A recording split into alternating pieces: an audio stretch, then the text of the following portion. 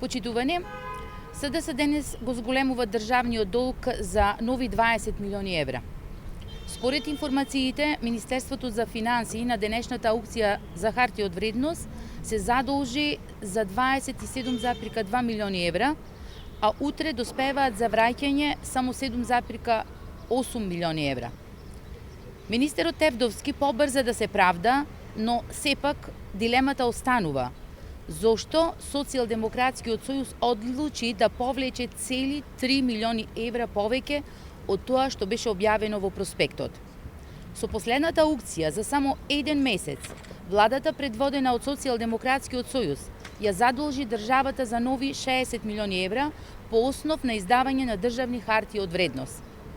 Од овие 60 милиони евра, досега граѓаните не видоа ништо. Минималната плата не е покачена на 16.000 денари како што беше ветувано, ниту пак просечната плата се покачи на 30.000 денари.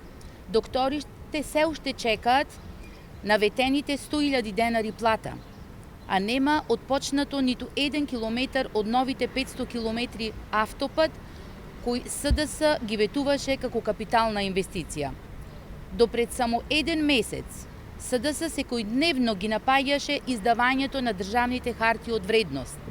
Јавноста се прашува колку ли ќе ја задолжија државата доколку не беа толку лицемерни и не се спротиставуваа на овој начин на финансирање на буџетот.